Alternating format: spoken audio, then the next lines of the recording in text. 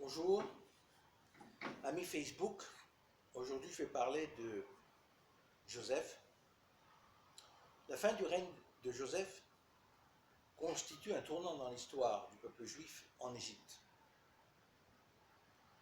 La royauté de Joseph prend fin, et à partir de là, c'est l'antisémitisme, la haine des Juifs, des Hébreux, de ce qu'ils représentent, soi-disant un danger stratégique pour Pharaon, qui se voit pris en étau entre les ennemis du sud, d'Éthiopie, du Soudan, et les Hébreux au nord, dans le pays de Goshen. Dans une conférence précédente, j'avais expliqué pourquoi les Lévites avaient été exclus de la peine prononcée de la galoute et de l'esclavage.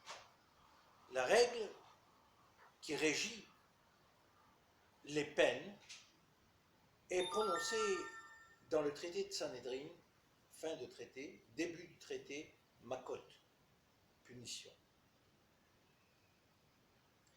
Il y a dit, le principe général, c'est que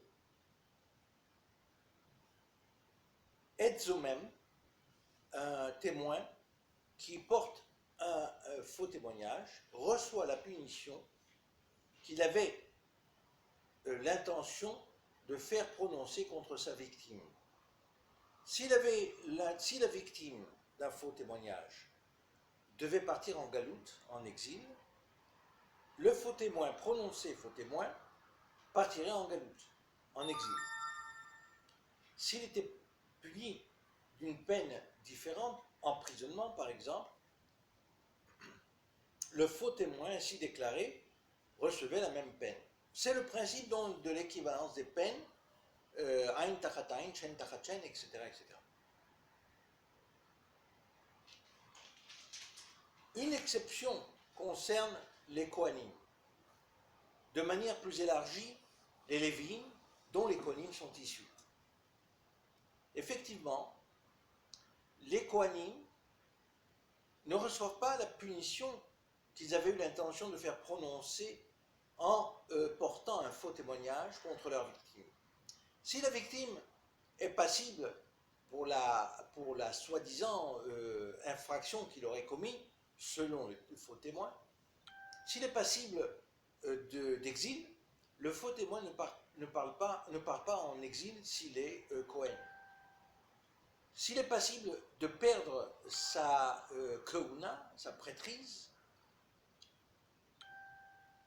le faux témoin ne perd pas sa prêtrise parce que il est écrit, et c'est la parchanout du traité Makot, Ed Asher Zamam, car c'est l'eau, klomar l'eau velo les zaro, pas à ta descendance.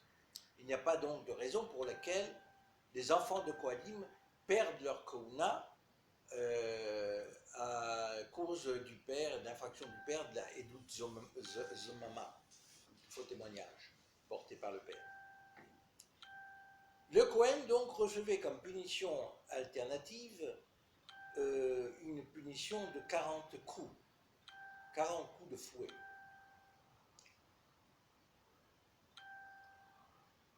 Les personnes qui faisaient un délit plus important, un crime bishgaga par exemple, c'est-à-dire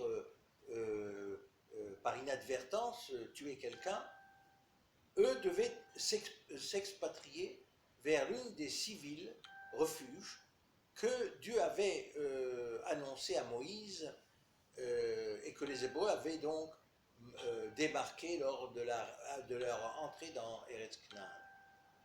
6 villes refuges dans lesquelles tous les délinquants qui avaient tué quelqu'un par inadvertance devaient s'y réfugier, jusqu'à la mort du grand Kohen. À la mort du grand Kohen, ils avaient donc le droit de revenir, de s'installer sur leur terre d'origine, dans leur village d'origine. Et ils étaient impunis. Donc, nous voyons que ces règles peuvent s'appliquer en ce qui concerne les enfants de Jacob, puisqu'ils ont porté un faux témoignage en disant à leur père Tarov Toraf Yosef. Joseph donc a été dévoré par une bête sauvage. Ce faux témoignage avait donc causé la mort de Joseph dans les mondes supérieurs, dans les constellations spirituelles du patriarche de Jacob. Il avait cru vraiment que son fils était décédé.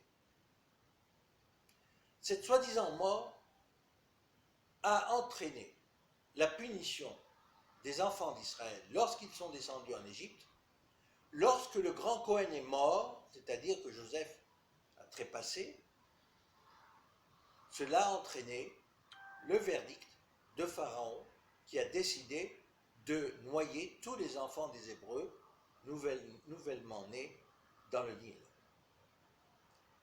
Première punition donc, la punition de la mort des enfants hébreux, due au fait que les enfants de Jacob avaient porté un faux témoignage et avaient annoncé la fausse mort de Joseph. Deuxième punition et deuxième infraction, ils avaient envoyé Joseph avec une cohorte d'Ishmaélites vers le pays d'Égypte. Ils avaient donc exilé Joseph en Égypte. Pour cela, ils furent punis d'exil eux-mêmes, 400 ans d'exil ultérieurement. La troisième punition, qui explique la raison pour laquelle les enfants hébreux, les enfants de Jacob, sont descendus en Égypte, sont partis en exil pour 400 années d'exil. La troisième punition a trait au fait que les enfants de Jacob ont reçu de l'argent en vendant Joseph en tant qu'esclave. Il aurait pu descendre en exil en Égypte et ne pas servir d'esclave. Mais en plus de l'exil, il y avait donc une punition supplémentaire qui s'imposait, c'était la vente à l'esclavage. C'est pourquoi les Hébreux, à la mort du grand Cohen, c'est-à-dire de Joseph, furent assujettis à 400 ans d'esclavage, un peu moins, 400 ans d'esclavage. Voyez donc que la punition divine est stricte et sévère, et elle est équivalente à Ain tachat Ain, Shen tachat Shen. Ceci dit, j'appelle à la même occasion tous les Juifs de France, des Juifs du monde entier, à venir s'installer en Israël, à monter les Tzion, comme il se doit, pour ne pas subir des punitions supplémentaires qui sont prévues pour tous ceux qui refusent l'ordre de retour à Tzion. Et je n'en dis pas plus. L'ordre divin de revenir en Eretz Israël avait été donné bien avant la Deuxième Guerre mondiale. Il y avait des partisans qui s'opposaient, surtout des gens de religion, qui s'opposaient à prendre l'initiative d'un retour à Tzion de leur propre volonté.